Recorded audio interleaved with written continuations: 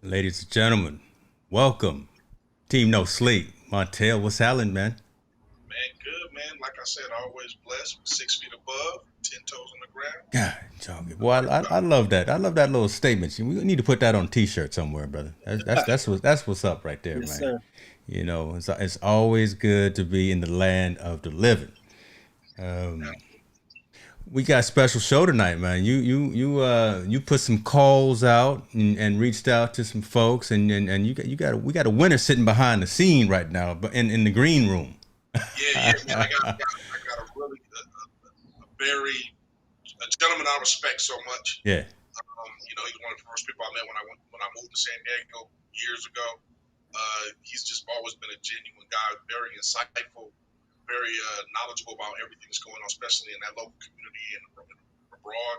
Just has a really good grasp on what's going on in the world, especially as it pertains to us African American men. He's just a guy that, man, like I said, I respect. I always go to it for advice. We chop it up late. We've had conversations up to 2 o'clock in the morning, just chopping it up, talking about things that are just going on and trying to, resolve issues that goes on in the community and kind of address them. So this dude, I can't speak enough about or can't give him enough flowers while he's around. My man Keir Kimbrough. Let's bring him on the show, and I really listen to his perspective on things that's going on. So love it. Mr. Kimbrough, he brought you on like Steve Harvey, didn't he, boy? He all we need is some more music playing in the background. Good to see you, brother. I appreciate it. Thank you for having me. Montel, you already know what it is. You know how we get down. And James, same goes for you. Definitely appreciate you gentlemen having me on. Thank you, brother. Thank you, man. Let's go ahead and get focused here, and let's let you tell your story, because no one can tell your story better than you. Tell the folks who you are, what it is that you do, and if you've got some initiatives that you're working on, either from a sports perspective or community perspective that you like to share. Man, the floor is yours. Yeah, well, I don't, like to toot my own horn much, so I won't. I'm a very humble guy. I'm just old football coach. You know what I mean? I love the sport. I love giving back to it, any capacity that I can. Currently, with COVID going on, I was coaching with the San Diego Strike Force, indoor football team, professional indoor football team here in San Diego. We were put dormant due to the COVID rules, and so. I've just been on the recruiting trail, reviewing tape that's been sent to me by guys from high school to college to professional guys that still think they can play and want to get a taste of this indoor football league arena stuff. And I also just try to give back to the community, the San Diego community, as well as, I do venture across the border. I do a lot of, humanitarian efforts and athletic efforts, just trying to grow the sport of American football in Mexico. So there's a couple teams over there that I've coached personally as a head coach, and I'm still working with. Just trying to to keep hope alive with the sport and to continue to grow it. With the hopes that hopefully Montel and I've talked about this before. We can get the teams together and go over there and play their teams and come over here just to kind of one of my mottos is I build bridges, not walls. You know what I mean? I like I that. know some folks is into building walls. I'm into building bridges. I like the two-way street. I don't like to keep anybody out. Love that. So yeah, that's just me. Just the old football coach just here, just trying to stay out the way. I only speak when I'm spoken to, and I just mind my business. You know what I mean? You definitely sound old school. He's being real humble, man. That dude's a pioneer in our community.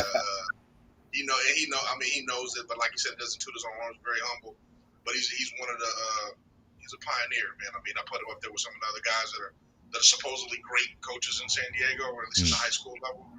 And his name is always up there on my list as one of the top. And it's not just because of X, it's not because of X's and O's, it's because of what he does in the community as well. I think that's the difference maker. It ain't about just X's and O's and wins and losses. It's about what you do in your community and how you help other individuals. So I love that. Sir. I love that. And you were saying, yeah, man, let's go and get them salutes out, man. Like you said, get them flowers while we can. Now you say you're coaching indoor football, so that's the adults. Are you also, I guess, some of the other activities that you do when you say you go across the border and things like that? Is that more with the youth, or who do you coach and that kind of thing? Yeah, well, here in San Diego, the indoor football is adult, so it's a professional league. It's for obviously you have to be an adult to play in it. But it is professional. A lot of people don't realize how professional indoor football really is. I mean, there's contracts involved and that kind of thing, travel pay, all that stuff. So it is big time. We just don't have the money like the NFL, obviously, but but it is professional. Then with the border, the stuff that I do is more high school level. But I do youth stuff.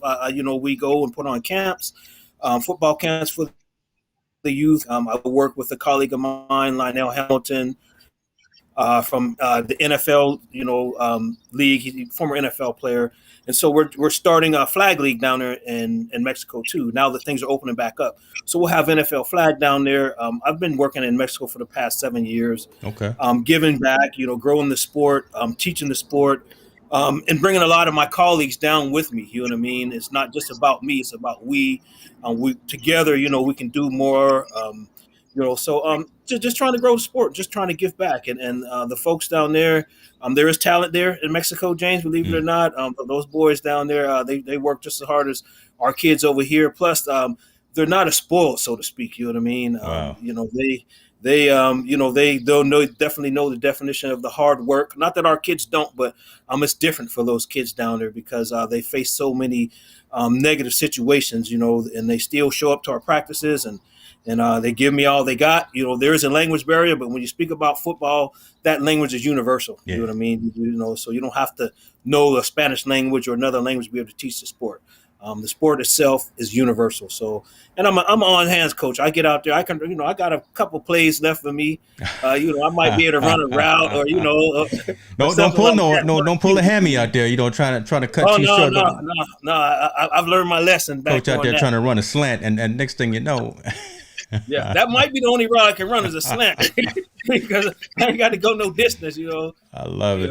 Well, football, I understand. Again, we talked a little bit about this behind the scenes. You and me have a like-minded, kindred spirit in terms of who we know is going to keep on winning and who we know is one of the most dominant NFL teams out there. Talk to us about them Steelers, man. Talk to us about them Pittsburgh Steelers. Well, don't say nothing, Montel. I'm gonna put you on mute. Yeah. You don't have to mute him. He know what he is. He know what it is. Well, if you really want to think about football excellence, the first team that pops to mind has to be the Steelers. We're one of the oldest franchise, one of the ones that are run right. All you got to do is look in our trophy room. You know what I mean? We got all these Lombardis. You know what I mean? It's been a minute since we've gotten one back, but we're coming. Our time is coming, and just the town, the city of football, Pittsburgh itself is a football city. It's a blue collar city. It's hard work. We don't take any shortcuts. Everything you get is you're not sitting around waiting for a handout. You're earning it. That's the same way. The same thing we expect from our team. You know what I mean? Right now you have the analyst, so to speak, saying that we're going to be this, we're going to be that. I like being the underdog. I love being the underdog, especially when it comes to our Steelers, because I don't like all the noise. Just be quiet. Let's just go out there and shock the world. You know what I mean? Let me go get my Heinz Ward jersey right now while y'all keep the show going. Man, I love it, brother. We're gonna keep chopping it up for sure on that. What you got? Yes, sir. Yes, sir. Before we go, James laid it on real thick. I give you that. That's cool though. But I would like your take, man. I mean, I am very impressed with this year's draft for the Steelers, and I'm very impressed with Najee Harris. I mean, I've been impressed with the young man since he's been in high school. Yeah. I've seen him in high school, but I mean, it seems like he's almost a better pro. And I don't know if you heard the story about when he took the homeless shelter kids to the Giants game. Yeah. Just to put the ball out, and then his work ethic. I mean, I heard that. I mean, he's getting rave reviews. From camp in the Steeler camp, like this dude outworks everybody already as a rookie. Yeah. And so, what you think about that, Keir? What you think about that draft pick? Well, yeah, I believe it or not, I know a lot of the player personnel guys in Pittsburgh. I went to school with a couple of them, and they tell me good things about Najee. They have to kind of reel him back. You know what I mean? He's already the professional, so to speak. And Montel, you mentioned the draft. It's interesting that you did because, you got a lot of analysts, a lot of people sitting around. Well, Steelers passed up on this guy. Steelers passed up on that guy. If you know anything about football, and in particular the Steelers, but just in football in general, you don't draft guys just based upon what the analysts think are their draft stock. You draft guys that fit your system. You know what I mean? And so that's what the Steelers do. We're not like any other team. You know what I mean? We run a 3-4 defense. Not a lot of folks do that. You may see a 4 even front, but most of the time you're going to see an odd front. We like to get after the quarterback, that kind of thing. And so some of the guys that we draft, even on the offensive side of the ball, with the new offensive coordinator, we're it's all done intentional. So, we're not just passing up on guys because we don't know what we're doing. We need guys that are going to fit our system. You know what I mean? You could be the top, center in the analyst's eyes, but you could be the top center. But if you don't fit our system, we're wasting the draft pick on you. You know what I mean? I think Tom does one of probably the better jobs out of all the coaches of evaluating talent, what fits his system. What he wants to do. I mean, I'm not a Pittsburgh Steelers fan, but I am a fan as far as the way they conduct their team, the way they always prepare themselves, the way they draft, the way they do the stuff behind the scenes, and the players they get, because it's very rare that you will find a Steeler bust team unless they're just riddled with injuries. Otherwise, you're going to be a 10-win season every year. It's 10 wins every year, and now it's kind of getting over the hump. My last question about with the Steelers is Big Ben. He's going into his 18th year. Not coming off the best last 2 years. Haven't been the best situation for him. I think Haskins is going to push him a little bit more. Do you think it's time to kind of hand over the reins a little bit, or you think they're just going to ride Big Ben all the way out and then just hand over to Haskins next year? Well, me personally, initially I was hoping that he would retire, but on second thought, I'm glad that he has come back and rededicated himself to the team, to the offense. We have a new offensive coordinator. So I think that, and the fact that now we have a young stud running back, as long as we can get this offensive line together, now you don't have to have him, throwing the ball 50 times a game. That's never a great, that's not a good formula for success at any level. You know what I mean? From youth all the way up to professional. So, and I think that, with the new offensive coordinator, I think that's going to bode well for us. In the past, we all know, real Steeler fans, James, last year Ben was calling the plays. The guys weren't lying. He was drawing them up in the dirt. You know what I mean? No, it's true. And it is. They talked about the offensive line, how we needed this. Well, there's a reason why we were throwing 3-4 yard passes real quick, because the offensive line last year wasn't that great. It was not a good look, boy. Did not have the man's blind side. So right. And thus, we couldn't protect Ben. We couldn't run the ball. And so, we had to do those quick short passes and put the ball in our athletes' hands and let them make plays. It worked for 11 games straight. It fell apart a little bit after that. You know what I mean? Yeah. See, and this conversation right here is you gentlemen know the ins and outs of the game you're not just fans, right? You guys are both coaches, you're both players, and you know the rules and the whole mentality and the science behind the game. But when you get to folks that are going to the draft drinking all this beer, doing the little fantasy football picks and Yeah. all that. They don't understand, again, the schemes. They don't understand how players fit into systems and things like that. So they miss out on why it matters, or why it makes sense for Pittsburgh to draft a linebacker before they draft a cornerback. Something of that nature. So they just want that flashy name. They want the Trevor Lawrence. We don't need Trevor. Right, and we're not gonna get him anyway because we're never gonna be that bad had that bad of a season the year before. So James, I've said that for over the last 37 years. yeah, In my lifetime, I very seriously doubt that we will ever draft in the top 10. it's not gonna happen. Ever. It's not gonna. It better not happen. I don't want to burn none of these terrible towels. Don't do it. So I'm gonna go ahead and get focused. I ain't gonna say no more about that. Bro, we got a couple of topics tonight we're going to talk about. As you know, we kind of get into it. So we talk about social impact of a lot of things that are happening around the sports world. There's a lot going on. I mean, it's hard for Montel and I to actually narrow things down because there's so much that's happening with the Olympics. There's so much happening with basketball, with football conversation. Baseball is going on right now. We're going to have a conversation right now about some bad news that I think, but we need to talk about it because I don't think many folks are talking about it right now. So Richard Sherman got caught up this morning and some things, domestic violence. He's in Washington State, and the charge that that's been brought up against him is actually something called it's burglary, domestic and violence.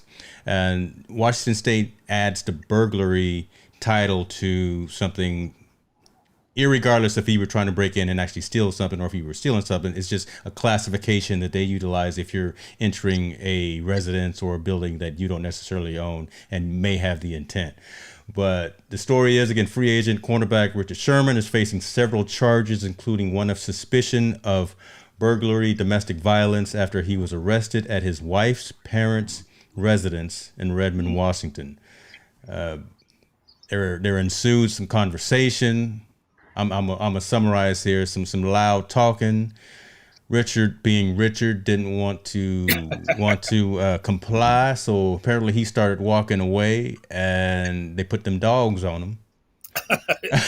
So Literally. they literally put them dogs on him. Richard Sherman sustained minor lacerations to lower leg and ankle and was treated at a local hospital as a result of contact from a police dog. Boy, they sure do know how to write these stories very delicately, but they put that dog on him.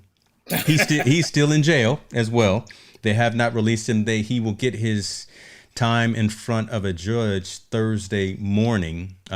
He is in there right now with no bail, so he is spending the night in jail.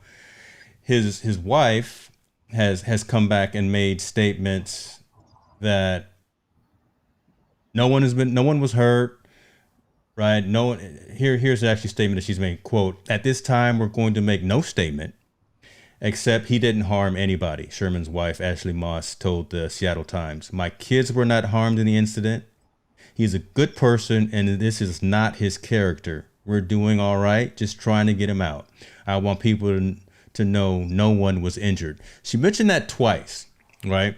That just means that this got heated, this got warm. Who knows what the circumstances were? But again, this is not a good look. He's looking for a job for the most part, right? He's a free agent. We know he can ball out. We know what he can do. But San Francisco, Seattle, wherever may have had him on their radar, is pressing the brakes right now, right? Because they want to see how this all shakes out, what the circumstances are around it. Thank goodness no one was injured, right? There wasn't any physical, from what we know thus far. There was none of that. But what do you guys thought about, first of all, the story, and then kind of what can be the fallout of someone like a Richard Sherman looking for employment in the next couple of months? Montel, I'll start with you, brother. Yeah. First of all, I'm disappointed. Disappointed in Richard Sherman. I think because his whole career, he has propaganded himself or advertised himself as being that kid that came from Compton. He's never been in trouble. I went to Stanford. I am the epitome of what makes it out of the hood and become something out of himself. And I don't get myself in these situations. And unfortunately, I know he's human and everybody makes a mistake, but he got himself in this situation. He got himself in a situation at the wrong time. He's a free agent. Yeah. People gonna put and he's older. He's not as good as he used to be. Yeah. He's a situational cornerback now. He comes in, he plays in different situations where he can come in and be that third corner. Now he's just put himself in a situation where he may not get a job. I know I met Richard Sherman a couple of times. He's even came to he was at my job at the time. He was a guy that we hired as a speaker. Okay. Come in and talk about things, and we have dialogue with him.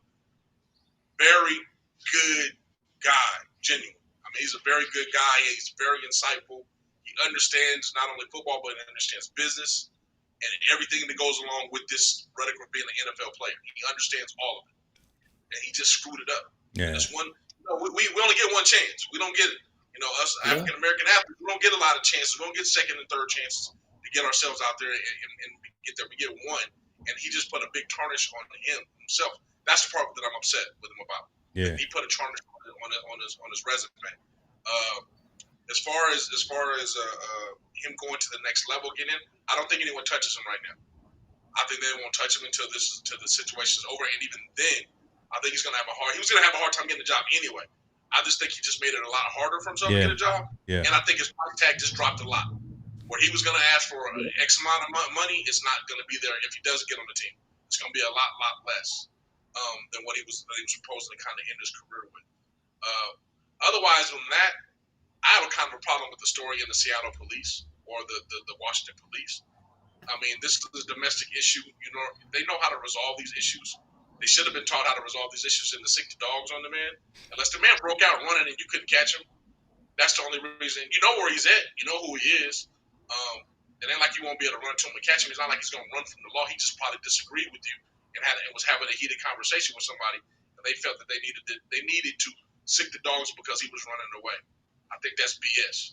Subdue the man, tell him to calm down, de-escalate the situation, handle it from that perspective.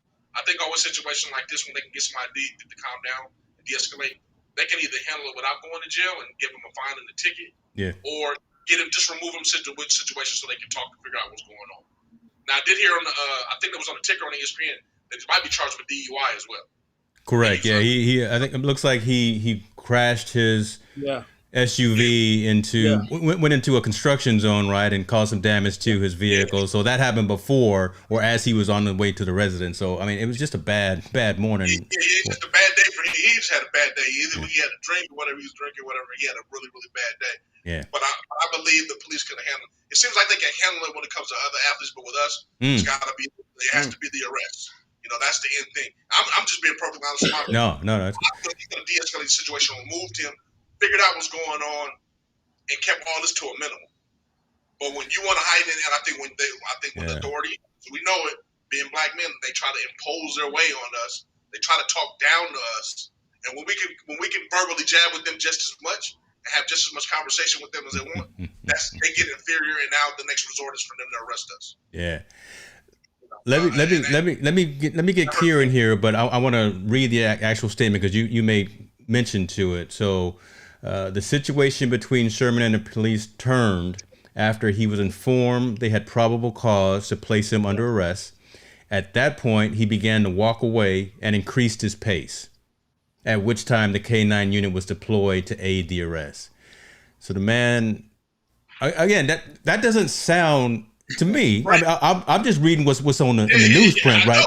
I'm just like, I can just see him right now. I'm like, no, man, you crazy. I didn't do nothing, right? And start walking away. And you gonna sick the dogs on him?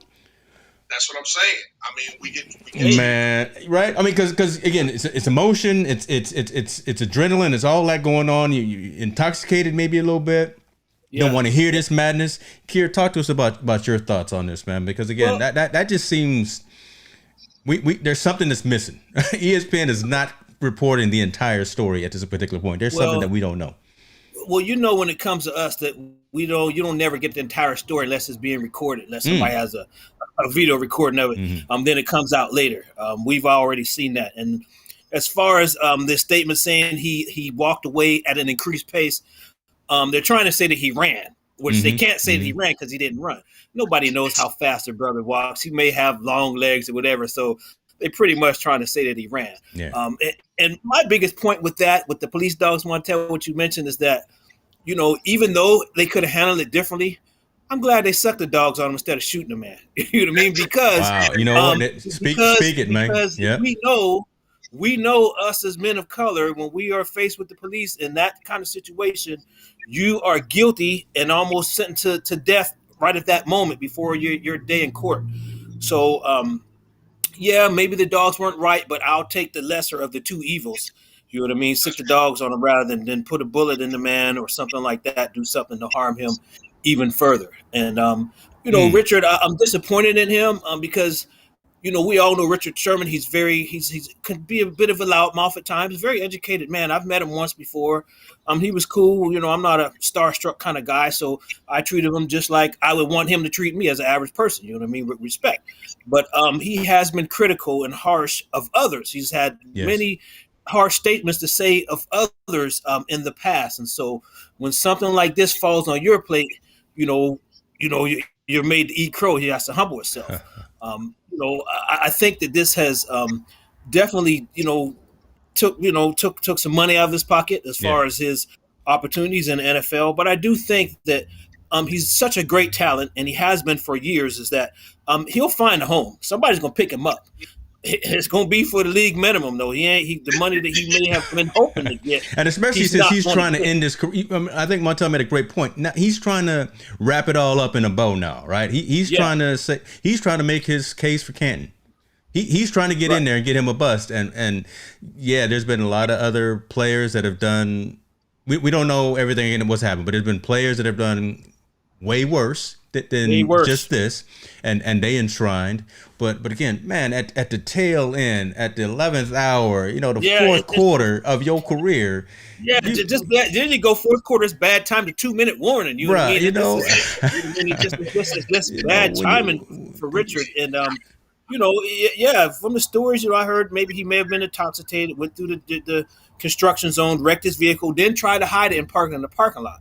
Yeah. When they discovered it and ran the plates, they ran it back to him. And from what I understand, I guess his in-laws lived in the area, so he was just going there intoxicated, trying to get away from whatever situation he was in. And then there's also reports that his friends have been visiting with him much in the past months because he's having some instability in his relationship with his wife. So, so there are some issues there. I mean, we all go through it. We're all human. Everybody, yeah. You know what I mean? But at the same time, we have to, just be smarter. You know what I mean? Drinking and driving is never the solution. Yeah. So it's just unfortunate. Like you said, James, it's just too early in the morning. Man, 6 o'clock in the morning. I'm not trying to get it.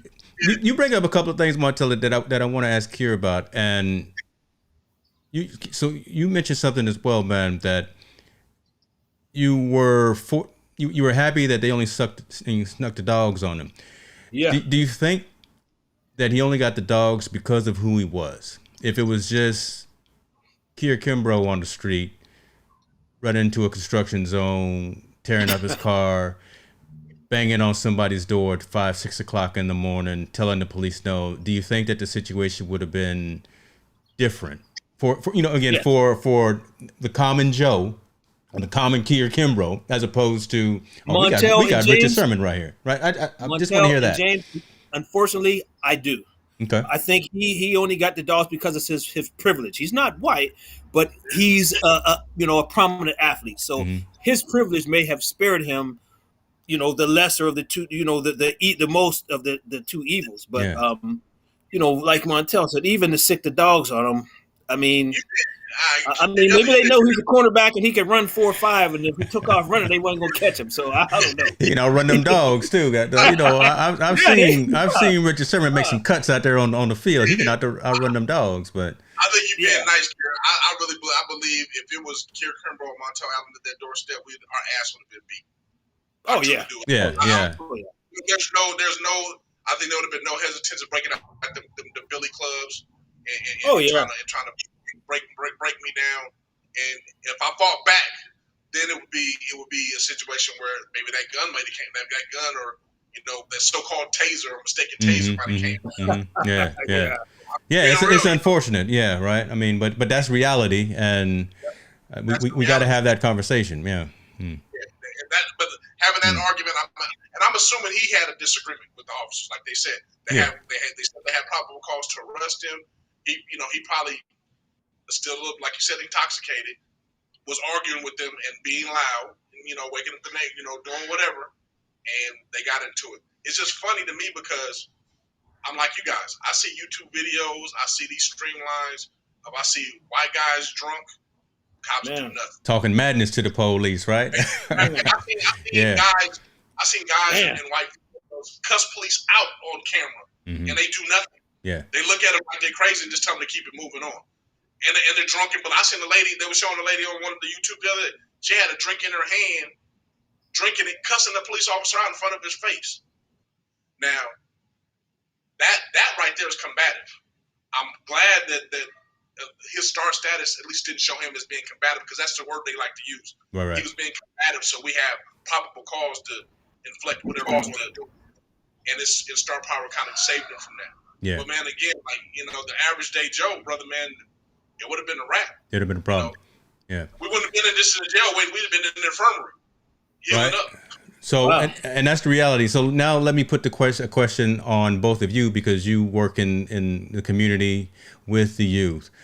And we know they're watching this. We know this is a story because a lot of kids that play football, right? They want to be that shut down corner. So they say, oh, well, Sherman is out there. He was once known as that. He can still do his thing. What's the conversation that you would have, Montel and Keir, with, younger athletes, just younger adults that are seeing this and saying, damn, this brother's messing up. There's just, right. How do we have a positive conversation about this with youth, especially young athletes who are trying to live to a level that they see someone like Sherman in the National Football League, or that kind of thing? Go ahead, Keir, I'll let you go first. Well, for me, it's definitely a teachable moment. Not only for the youth, but for all of us as men, to do the right thing. If you're going to be out partaking in adult beverages and you make the decision to get behind the wheel, you're definitely rolling the dice. We've all, seen that happen. We've all been there, so to speak, done that. And, fortunately, we're still here. We made the right choice. But, you have choices, you know what I mean? And, for a guy like a Sherman, you can afford to get a driver or something like that. We don't know what the full story is, but I just, I've never been a big fan of guys, mainly athletes, big stars, going out and have a good time, because I know it's tough to be normal because you're being hounded. But if you do, you have to take those extra steps, those extra precautions, because of who you are. Yeah. Because whether you want to be or not, you are a role model. Others are looking up to you. The youth are watching, you know what I mean? And you want to always display yourself in a good light whenever possible.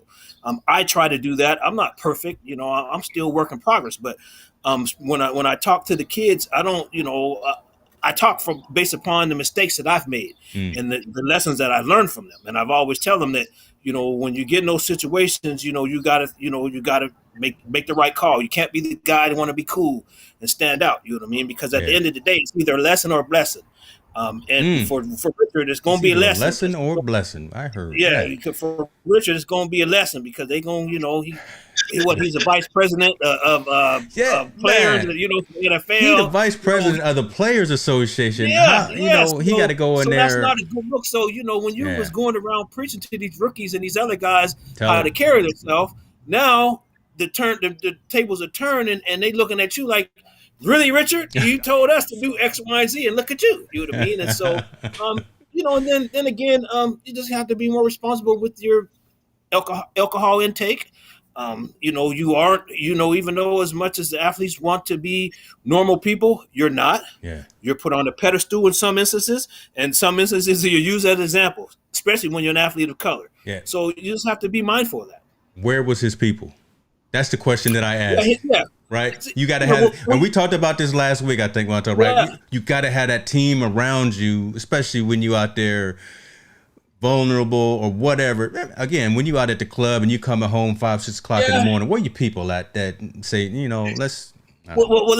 That's another point that I'm making. But we have to be careful with your people because sometimes your people ain't your people. They Man, not tell it. they're really not looking out for you. You know what I mean? They just there along for the ride. You know what I mean? So that's tough. Hey man, I'm a person that believes in get away from the yes man. All those guys got a lot of yes men around them. Yeah. A lot of people that appease to them and just kiss up to them because of their status and the money and everything. You need to have that one or two people That's a good point. in your circle that just gonna go against the grain and tell you when you're wrong and be in your face and have that argument with you and be able to be adult enough to have that argument with you. I think for Richard's sake, he's been kind of this good old boy so long. I think he thought he probably could get away with it and just did whatever he had to do. But again, he's smart enough to know not to make these kind of decisions, these dumb decisions that he made the other night. Yeah. And again, like you said, where's the circle? Because if you're going through a situation with your wife, Keir, I know you're depressed. I know your situation. I know you're kind of going through it. You're trying to figure out what's going on. There's somebody he's either talking to, someone in the circle to be like, yo, man, you okay? You need to, it's that reaching thing that we talked about before with the COVID. You got to do the check-in on your brothers. Got to. Yes. And I'm surprised no one around him was doing the check-in on him to see if he's all right, just to maybe like, yo, man, you don't need to drink so much, or, hey, man, you need some company from me to holler at you or do whatever. Yeah. That part needs to be more than anything. And like you were saying, James, to talk to the youth, it's, again, teachable moment, man. You got to think before you react to do anything. Bad, negative, in any situation. Before you want to get in that car and ride with your homeboys, think about the situation and the ramifications that possibly could happen. You got to be able to think for ourselves. And I think we get sucked in so much just wanting to be a part of the crowd that you forget to be an individual and think for yourself and figure out the ramifications. That's why we got all these followers. Everybody wants to be the yes man. Wow. Guy is quit being a follower, man. Boy, Montel over here dropping some gems tonight, boy. He on one tonight. It's not Sunday. It's only Wednesday. That's real though, man. You gotta be. You over there preaching, boy. But man, it's true. I'm just telling the truth, man. We as men, and us teaching our young men and young ladies in this world, we got to teach them to be individuals and be leader and walk to the beat of their own path. I love because we have too many people following. Either be a cause that you disagree with because you just want to be a part of the crowd, whether it's a person. Walk to your own path, man, because that own path is going to tell your truth. We're all about our own truths. We're not about anybody else's. So, I hate the fact that he had to go through that by himself. Because whatever situation he went in, he was dealing with that demon by himself, and he thought he could handle it, and he couldn't. Yeah, it's true. That's the main thing. So, he'll get it together, man. He'll be all right. It's just unfortunate, like you said. It's just it's a stain on his resume. That's all it is. It's setback, but he should be all right. Hopefully, he and his family can work it all out. Again, I think it's interesting that his wife mentioned it twice, that no one was hurt, no one was injured, because that just means that it got close, right? There was some furniture started to be moving, right? You know what I'm saying? He was afraid they were going to paint a picture that he was being aggressive and he might have hurt somebody. Yeah. So she had to say it twice to reiterate. Hold on, before y'all say anything, no one was hurt. Yeah. Because how the media puts that picture. He was being aggressive. He was being, he was being. So maybe she was like, we're gonna dispel that part right there. I like that. No, that part right there, because we know how the media tries to change the narrative when it comes to us, make us out to be something that take a molehill, make it into a mountain when it comes to us. So that's a very good observation, Montel. Very good. Hopefully we'll find something out. Like I say, tomorrow. I think it's tomorrow. Was it 2:00? Something around there. He gets his time in front of the judge to talk about if they're going to pursue and those kind of things. Maybe there'll be some body cam video. Maybe there'll be some additional statements. But let's hope this works out for the best. Yeah, the brother just wants some bail. He want to go home. Yeah, no one wants to. Yeah, nobody wants to spend the night in the lockup, bro. I ain't never been there. I've gotten people out, but I never want to. Look, that's not a place where I'm trying to hang out. So. Nope. Yeah, let's go home. Let's move on to the next one. I wanted to talk a little NBA. I wanted to talk about these finals. Talk about these Phoenix Suns and these Milwaukee Bucks. Game 4 is happening right now. I don't know who I'm gonna be some type of fan right now. For a while I was definitely cheering for Phoenix for Suns. I'm not a Chris Paul fan though. I don't like him. I, I, look, the man is great. He's amazing. He's automatic. He gets to a point on the court, and he can make the shot with his eyes closed and one hand behind his back. That's I appreciate and I respect that, but I don't know. I'm just not a Chris Paul fan for whatever reason. I look at his little commercials. I don't, and I think his commercials are corny. Uh, but I tell we never gonna get a sponsorship from the NBA or State Farm just went out the window right there. I'm just throwing all the sponsorships out the window from was it State Farm, the NBA, and all that. But I respect the man as a 16-year veteran doing his thing. He's taking his team. He's now in the finals for the first time, and he's almost there. Right, game 4. What is it? It's 2-1 in terms of the series thus far. What are you guys' thoughts about these finals? Do you have a particular team, Keir, that you was hoping to see, and if so, who they were, and just what do you think about maybe your prediction moving forward for the next couple of games? I think he's adjusting. Can you hear? Well, I'll tell you why he's adjusting. Montel, I'll let you go ahead, brother. Yeah, I think the finals, like I said, I'm a big appreciator of the finals because it's two small markets. Two small markets getting after it. I like Phoenix, but man, Milwaukee's growing on me. As I watch it more, and those stories that they say about Giannis, and the stories about Portis, and the stories about Middleton and Holiday, and all those guys how they're coming together, and this small town is rallying behind them. It's just something about that just makes you like Milwaukee. I want to stick to the West Coast. I was hoping Phoenix win, but I'm kind of like you, James. Chris Paul rubs me the wrong way sometimes. He's like a little arrogant dude. He kind of gets on my nerves a little bit. He's a great basketball player. Just the stuff that I've seen him do kind of rubs me the wrong way. I guess as a basketball fan of what I like, but I have to respect the man's game. The man's a straight leader. He always makes his team better. He's the kind of guy that I don't like him when he's against me, but if he was on my team, I'd probably praise him as a player. Devin Booker got to get it together.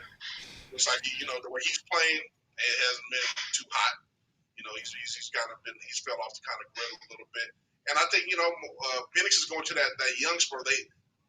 You're young and you got to make adjustments, right? Yeah, So yeah. they have to learn how to make adjustments. When Milwaukee's a little bit more seasoned because they've been at the conference finals a couple times and all that, so they know how to make adjustments and kind of get on the fly, and they're starting to do that. So hopefully by tomorrow, I'm hoping to go 7 games, man. I really don't feel like watching baseball, till football comes. So I hope it stretches out as far as it can. Then we get the Olympics basketball, then we get track and field, and then we get football. So I kind of avoid the baseball. The baseball, baseball's a great sport, man. Don't get me wrong. It's just boring to watch. It's like watching paint dry. It just is. Like, I want to be able to hopefully stretch 7 games. You want to see something with some contact and some movement around the track or something. I hear you. So if it's stretch 7 games, man, think about it. If it's stretch 7 games, that 2 weeks we get the Olympics. So then we get basketball now with the Olympics. By the time the Olympics over, we only got 1 week left before football starts. So we're straight. We need something. We need something. I heard that baseball season, man. That's gonna kill me watching that for 4 or 5 weeks. You're gonna be going through withdrawals. So Keir, talk to us, man, about your thoughts on these finals. And like I say, is your dog in the fight, or how you feel about these Suns and these Bucks? No, I'm a bit embarrassed to say my squad, my Sixers, we didn't live up to our billing. I got a guy on the team there that I think all 3 of us blindfolded could make more free throws than what he did in the finals. But yeah, I don't have a dog in the fight. I'm like Montel. I hope it goes 7 games. I don't particularly care for baseball like that. I am a Pirate fan, but I watch my Pirates, but no other team. Really, I don't really care for it. And I think, like you, James, I'm not a huge Chris Paul fan. For something just about him just rubs me the wrong way. Mm-hmm. I do like the young kid Booker. Yeah. I like him.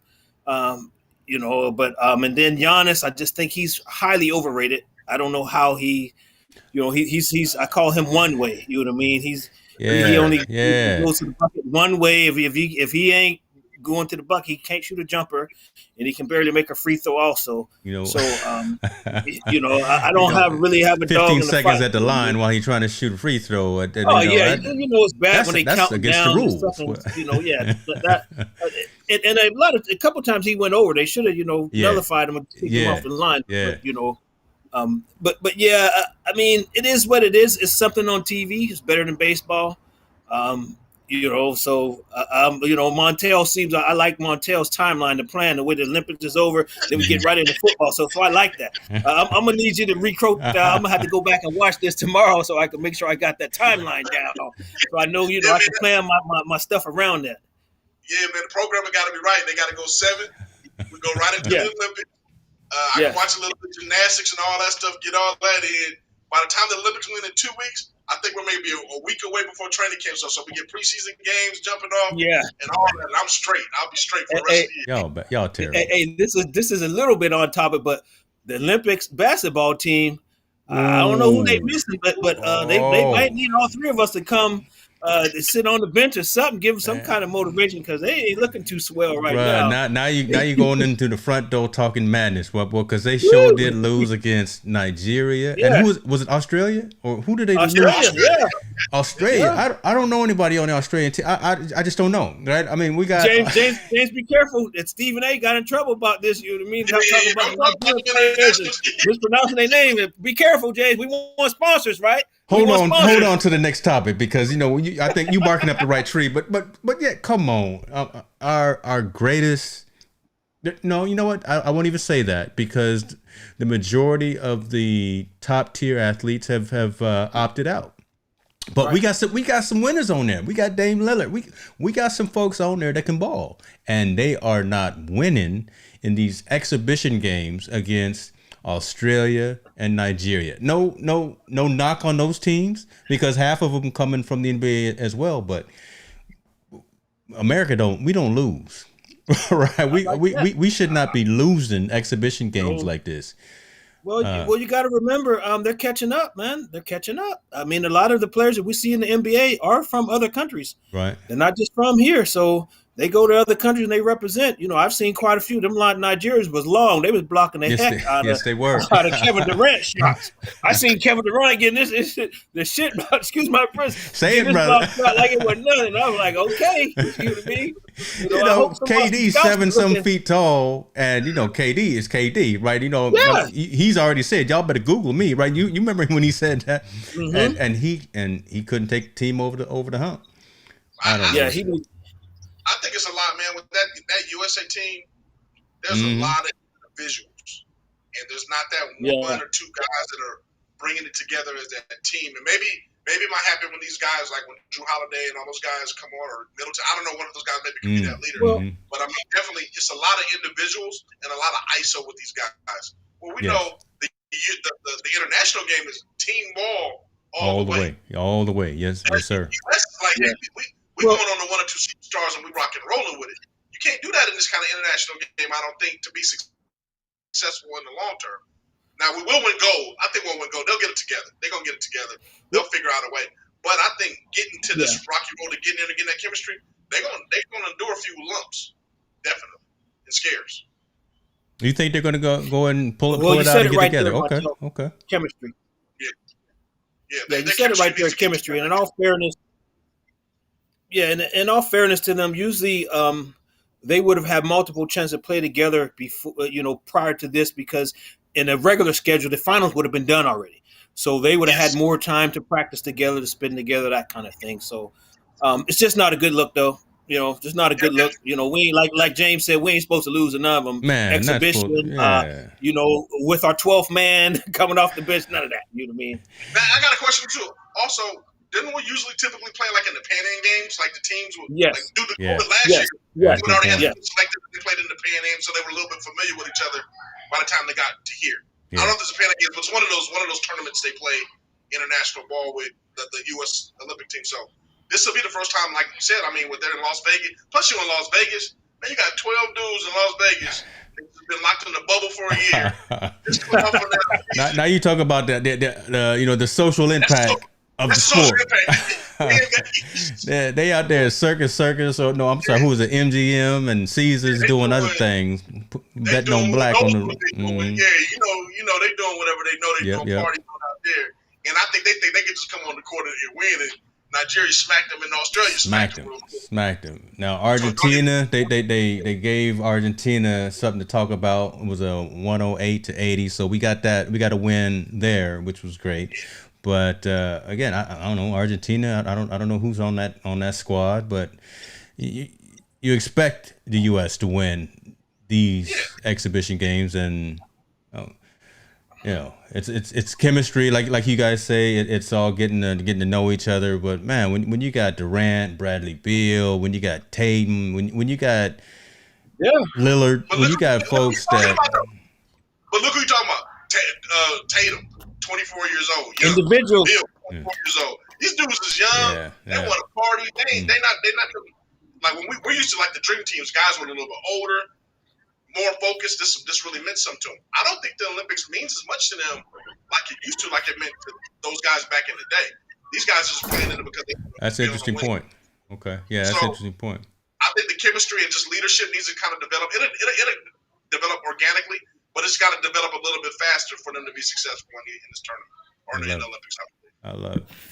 Brother Keir over here giving us the tour of the Casa de Kimbrough. I had to relocate. I had a little spotty internet, and then I was sitting there in my shorts, and the mosquitoes was like me. It scared me up right quick. I didn't spray down. Brother had to get up in the middle of the show, getting bit by mosquitoes. And no, we gonna have to pause right now. Yeah, man, I love you guys, man, but them mosquitoes are relentless. I'll be itching all night. You know what I mean? Can't do it. I love it. Can't do it. Man, I'm trying to see what the score is. They're not showing it, but let me see if I can pull it up right quick. 57-52 Phoenix. 10 minutes left in the third. It's still too close to call, I think, but give me your predictions. Keir, give me your prediction. Who you think's going to end up walking away with the trophy? Milwaukee got to win this. Milwaukee got to win this one because we want 7 games. Yeah. Want 7. Selfishly, y'all want 7 games because I'm not ready for baseball. Okay. It's funny. You mentioned we were talking about Richard Sherman. I just got a text from a friend who lives in Washington, Seattle. He's the one that texted me at 6:00 this morning about him. And he's saying that he has the lowdown from folks on the police force regarding Richard Sherman. Man, why don't you go ahead and call him and see if he want to come on right now and let's do an exclusive. Yeah. I'm gonna call him right now, and Hey, give him the same link that you had to log in and be down to get breaking news, boy. Breaking news. This bad boy. Be like, dude, give him a little John. Yeah, come on. So go, man. Shoot, go ahead and do it. See if he's down to come on. I would love to have that conversation about what's really going on and how Richard Sherman's night in jail is going. He in ICU. He been the ICU, but he by himself right now. He definitely by himself. Eating his little bread and pudding and whatever he's getting. Only sandwich and orange juice. That's what he. God, man, I never want to be in that boat. Man. Let's go to the next story. While he's getting him on the phone, let's talk about the. Yeah, let's do that. You know what? I want to do that, but I want to put this out there right quick. Call to action, folks. Listen, y'all know we trying to do some big things. Your support is greatly appreciated. Montel and I are really trying to grow this channel, grow this environment, and support us. Subscribe. If you think we're doing the right thing, let us know. If you think we're doing the wrong thing, let us know.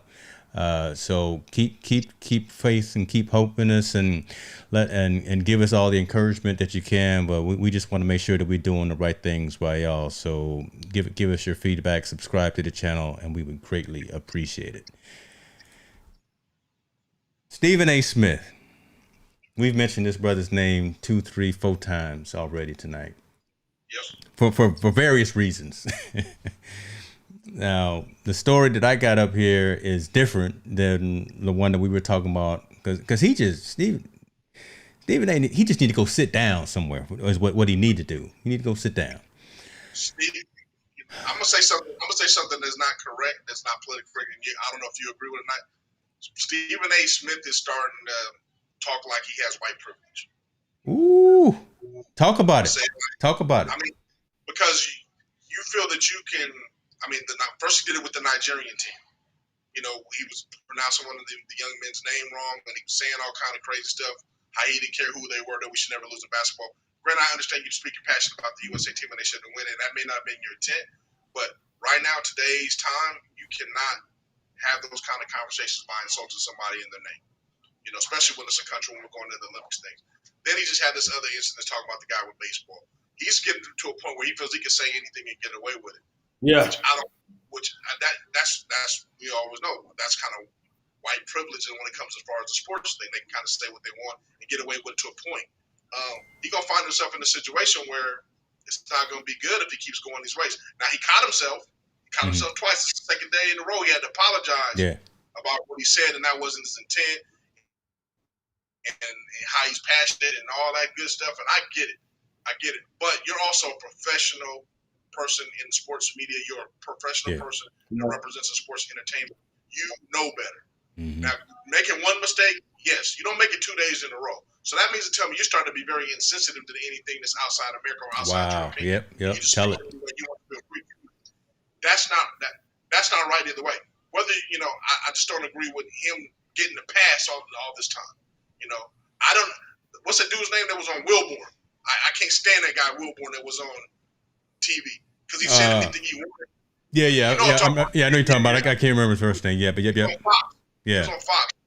Oh, you mean Whitlock? Yeah, Whitlock. I'm sorry, Whitlock. Yeah, that cat. Whitlock. Yeah, I can't stand him either. Yeah, I can't stand him. But the fact of the matter, he felt it the same way. Privilege. I can say anything I want and get away with it. Stephen A. is falling into that same ground. And Stephen A. is the only difference between that Stephen A. is a fixture on ESPN. He's made himself into a kind of a sports icon on that being with the basketball stuff and the way he speaks passionately. So he got himself in a situation where he's so famous that I think ESPN's hands are tied where we just can't let him go because he's too big. But we got to make sure he corrects himself. But he needs to know better, man. Let's be honest. He should know better. He should know better. He's been allowed to get away with this though for years. You know what I mean? For years with no repercussion, and now with people being so sensitive and insensitive, you can't get away with saying these things anymore because people got time now. People got time. They're waiting on you to slip up and say something. Yeah, I mean, I remember he got caught up. I think it was some domestic violence or some of the Me Too. Some statements that he made a couple of years ago, right at the beginning of the Me Too movement, right? And that got ugly for him, right? But he was able to maneuver his way out of that, right? But yeah, again, he's making some statements within 48 hours, right? Talking about your man Ohtani, talking about the basketball side as well. This one really got me because it was so. There's never a good time, but it was so much at a bad time because he was making statements about Ohtani. I think it was the day before the All-Star game, right? So and everyone is watching that young pitcher who can hit a home run 500 feet. I mean, the man is amazing at what he's doing, just a pure talent, and to make statements about Ohtani, the fact that English is his second language or maybe be his third language, and that being the face of baseball right now is a bad marketing move for baseball. Completely disagree with that. And Stephen A. does need to check himself. So again, we're not gonna get any sponsorships from the NBA, State Farm, and now ESPN. But we need to correct this brother and put him in his place. That what he's saying is completely out of character. Then he comes and makes these half-baked apologies, trying to correct himself. I'm not buying it. I'm not buying it. But you know what? I hate to say it, man, but that's kind of, he's indicative of what we're starting to see in society, right? From people. Yes. You say an insensitive statement. You huffing and puffing like you Billy Badass, and then all of a sudden when you get caught or someone checks you on it, you kind of want to swallow a little bit of humble pie and then try to make an excuse why you made the statement. Yeah. I like what you just said. Securities versus insecurities. You know better as being a professional journalist that you can't say certain things like that. You're completely wrong about who's the face of baseball. The face of baseball is whoever the best player is. Just like the face of basketball may be Luka Doncic. Mm-hmm. They're going where they are the best players are the face of that organization. Yeah. I like the sport. I can give a damn if it's a black, white, green, purple, orange guy that's on the front. If he's a baller, he's a baller. If you out there doing your thing, yeah, we watching, right? There you have it. So what gives you the right as a sports announcer or sports analyst to tell an organization what is right for their brand and what's not right for their brand? You're not a branding marketing. You are a sports analyst. You just have an opinion about how they play a sport, not the color of their skin, not the height, not their weight, not anything else. So he's rubbing me the wrong way. I mean, he's rubbed everybody the wrong way in the last couple of years, but Stephen A. Smith is really starting to get away with a lot of BS. And I don't know, ESPN, I think he's at a point where he's so large, it's hard for them to get control of him. So I don't know where the breaking point is with him. Is it us holding him accountable, or is it the people that play him starting to hold him accountable? I think it's us. I think it's the people around him. I'm sorry, Keir, but I just want to say, I think it's us. I think it's the people around him. I think he's not too big to fail. I think who's the dude that's got Sports Center at night? The bald haired dude. Scott Van Pelt. Not that's the GOAT, right? So he's the new Stuart Scott. Right. Van Pelt is the man that's setting the standard, and Stephen A. is not that guy.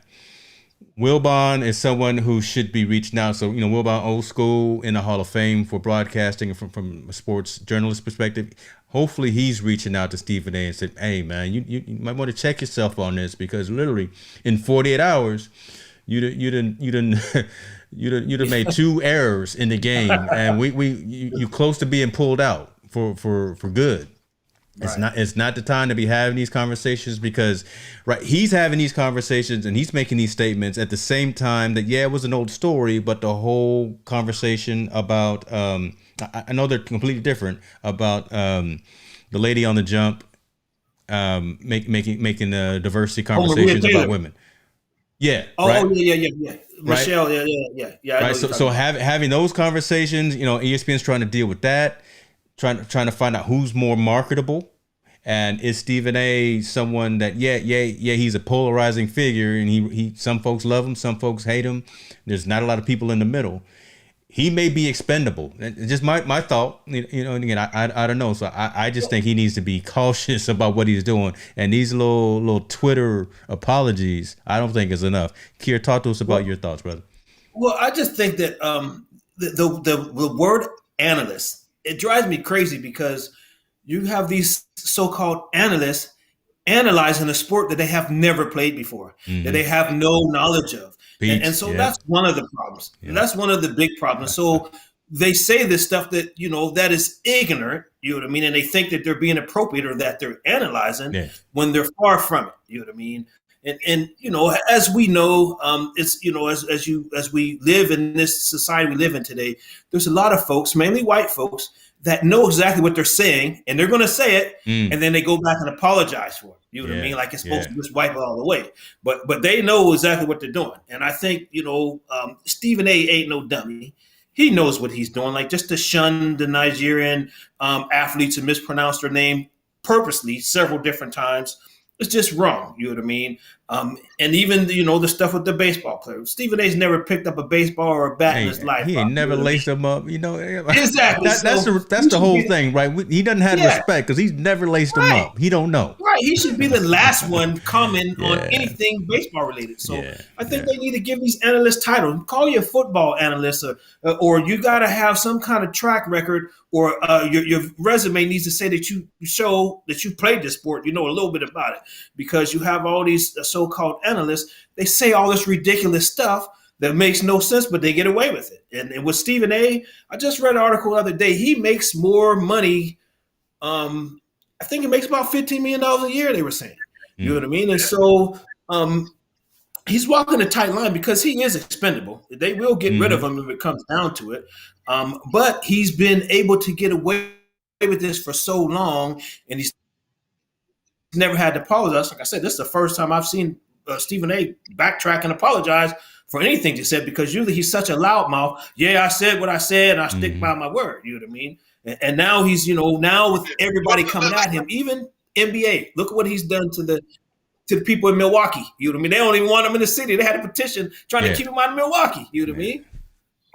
But let's ask the question though. 12 million. There it is. In today's climate right now, if that pressure was to come to Stephen A. to let him go, you don't think he's going to use the black card to try to get himself out? Because I can see him clearly saying, I'm the only African American face that's on main or male that's on the main screen for you guys as ESPN. I'm the one. I'm the guy. I'm the pulverizing figure. I'm the one with the hot podcast and all that stuff. If you guys try to fire me, it's a racial thing. It's not that I made a mistake. It's not that I said things wrong. It's not that I was being insensitive. It's because I'm African American.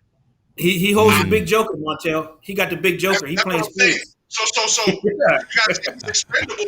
I don't think he's as expendable as you think. I think he can play that card, and we know ESPN doesn't want to get in that fight because some people will agree with that. They will say, hey, they're trying to get him because he's black and he was speaking his mind. That has nothing to do with it. You're making a mistake and you're being insensitive to people's culture and the name and doing that thing and saying things the wrong way. And it's borderline racism or borderline, borderline. It's definitely insensitive, borderline racism. Yeah. I just believe that he's in a position where he's holding a trump card right now, where he can get away with these half-ass apologies on Twitter and everything. And ESPN now is forced to kind of sweep it under the rug because they don't want to get into that fight. That's a fight they don't want to battle. And let's be honest, man, people in our community, we already know, just because he's black, they're gonna follow him whether he's right or wrong. It's gonna be on his side. Yeah, there's a lot of people that look like us too that can't stand Stephen A. too. Yeah. You know what I mean? Yeah. So but they will jump on the color train. They'll jump on the color train. Yeah, true. No, you're right. Good, bad, or indifferent. That's true. They'll jump on the color train saying ESPN is wrong, blah, blah, blah, blah, blah, blah. Where we're not looking at the facts that he's wrong on what he's doing and making his apologies and everything. Now, don't get me wrong. I don't think anything he said so far is ground for termination, but he's starting to push that damn envelope the way he's getting there. He's starting to get pushed to maybe another sport, right? Maybe professional cornhole or something, right? That's what he's going to be. I didn't realize that was a real sport, but apparently it is too. Yeah, it's a real sport. Yeah, that's where he's going to be. But for a social impact, I don't like the precedents he's setting for young people. No. Like you could be insensitive. That's the part that he's telling people. You can be insensitive, disregard who they are and what they're saying. Let me just get my point out without being sensitive. Yeah. That's a deadly trait to have in today's society as young people that are watching. Yeah, I just think that we got to get past or get over the instance where we say this stupid stuff and then have to go back and apologize for it. Especially when you're a professional making $12 million a year. You know what I mean? Exactly. Yeah. Like you said, when you know better, you do better. Stephen A. knows better, so he should be doing better. Suspend him for a game or like they do everybody else. But I think he should be made an example of just because of this, so he can learn from it. If not, he's gonna. He still has the trump card. You know what I mean? Yeah. It's like you said, he got the big joker. You know what I mean? You got it. I think they'll do something similar. I couldn't remember her name at the time, but Rachel Nichols, right? Pull her off because they pulled her off of the playoffs and had her go back and focus on the jump. So she still got her own show, but the statements, even though they were made last year, and then pulled her out of the direct spotlight. What was it? PTI? Is that the one that he's on right now? Pardon the interruption. Whatever other show that he's on. There could be some ramifications with your on-screen time, and that $12 million. No, that's grown folks' money that he's getting right there with that annual salary contract, and he may have made some. They're gonna take some withdrawals out of that. I really think because there's just too many things happening right after the other. Again, in 48 hours, you making two bonehead statements and. It's just not a good. You don't want that smoke on you, right? I mean, we don't want that kind of attention when we're trying to elevate. And he's got a couple of things here. I believe that the baseball one is going to be the big one. The Ohtani one. Yeah. Baseball gets behind Ohtani is you know what? Hey, hold on. We're not going to go for that. This guy is a guy. We're not going to have you guys, deface his character or any of that stuff like that. We want some ramifications for Stephen A. That's when it's going to happen. I agree with you. I do agree with you. I hate to say the Nigerian thing for the Olympic things. He'll get a pass on that one. Mm-hmm. But if baseball gets behind him and talks about that situation he had, he's in for some trouble for that one. He'll be in for some trouble. He gonna get a pass on the black on black crime for sure. Yeah, he is, right. I mean, no one else is talking about it, right? Nobody else is talking about it except for us. I really believe you're not hearing about it on Fox or CBS or anywhere else. CNN ain't talking about it. The Asian hate bill passed. You should know better, Stephen A. But while we still waiting for our we still waiting for our, you know what I mean? Yeah. So, right. Again, I mean, you're speaking truth, right? Because right now that's front of mind from a society perspective, right? And man, you can't talk about this dude who has done no harm to you, and yet you gonna berate him just because he's winning. He literally is, right? He's got 30 plus. He's got the most home runs in the league right now, and he's a pitcher. What? Yeah, throwing smoke, throwing 100-mile-an-hour pitches. He's leading off at the All-Stars. He's the first one that they want batting at the All-Star game, and he's in the home run derby, and he's a pitcher. Come on, man! Don't talk about the golden child like that. Don't talk about Eddie Murphy like that. Yeah, and he ain't even a white boy. A white boy, right? So Steve, man, brother, take better listen to the family here, man. We try to get you right. He better start checking the temperature around it before he start dipping his toes in that stuff. Man, this was amazing, man. Great conversation, Montel. Thank you for bringing Keir on because, brother, you brought some good stuff to the show tonight. Tell the folks again, brother, man, where folks can find you and what you getting into.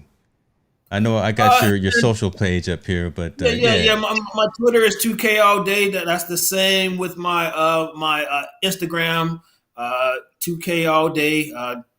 Twitter is at 2K all day, at 2K San Diego. Instagram 2K all day. Social media, Facebook is Keir Kimbrough.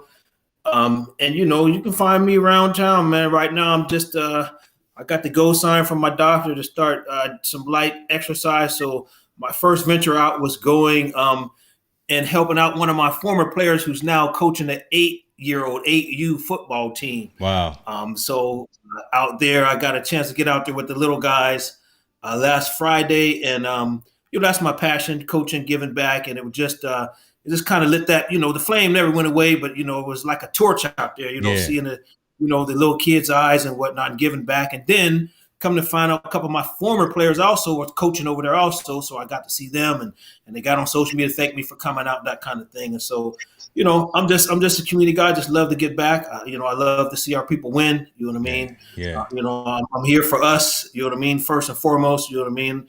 I'm a very selfless guy. And if I can help, anybody in any situation, if I can do it, I'll do it. And I'm a true friend. You know what I mean? I'm the friend that's going to tell you what you need to hear, not what you want to hear. You know what I mean? And so, love that. You know what I mean? That because I want the same. You know what I mean? I reciprocate the same. So, awesome. I am my brother's keeper. So I definitely appreciate you guys having me on. Very, very, very entertaining. You know what I mean? You guys have something special here. You got a big fan of me. I can't wait to shout you guys out, keep tooting your horn, and keep doing the damn thing, guys. Keep talking about those things that nobody else wants to talk about. I'm gonna help find y'all some sponsorship. We're gonna find some sponsorship. I'll be quiet too from now. I'll apologize. No, it won't be the same, James. If you be quiet, it ain't gonna be the same show, man. We can't sell if I'll apologize. I appreciate that, brother. Be unapologetically you. You know what I mean? That's what makes you you. And Montel, you already know. You know what I mean? You know how much I love you, brother, and you and the family. So, just thanks for having me, man. And I don't get too many invites, but when I do something like this, you know what I mean? Man, this is right up my alley, man. So I appreciate you guys. Brother, you home now for sure. And I'll say this before I turn it over to Montel, but I'm glad to hear that you said that the health is back on the mend. I saw some stories about some of the challenges that you've had to go through, and I'm glad to hear that you coming back on the up and up. So prayers to you, prayers to your family, and continue to get better, man, and continue to stay healthy. So Appreciate that. Thank you, James. Definitely. And before, I don't want to forget, before you go, happy anniversary to you and your lovely wife. Oh, watch out now, boy. Appreciate you, man. Where's she at, boy? Make sure Yeah. she hear these folks talking. You know, man. God. Oh yeah, man. Hey, 21 man, I got years. You one know, too. Yeah, I'm going on, what, in August the 19th, what, 32 years, man. man. So, You better get the year right. Don't it's mess up. 32. That's amazing. I can't count that high yet. Look at you. Look at you. You're gonna get Go there. ahead, You're gonna win brother. the race, Go brother. ahead, You're brother. gonna win the You'll race. be We there. already You'll got be that there. Willow Brick Road paid for you, bro. It's gonna be smooth sailing. Yeah, man, I can't count that. But I mean, man, blessings, like I said, to both of you guys. I really appreciate the conversation, the dialect. Always care, always appreciate you, man. That's why I called you to come on the show. Brother Hicks put all this together for us, man, and we got things rocking rolling. I'm just, like I said, I want to give a shout out to one person, Malcolm Jackson, former player Miguel, just got an offer to become a GA at Lake Erie. So that's another plug for people to kind of get the thing on. I've been, Mino got him an internship over at Western Digital. So just trying to make sure these young brothers have an opportunity, not only while they're going to college, but beyond college to be able to open some doors. And then, I got the Kickoff Classic coming up in August. Yeah, can't wait. San Diego. It's been the biggest. That program has been the biggest one-day fundraise for food for the homeless, I think, for the last 3 years. Wow.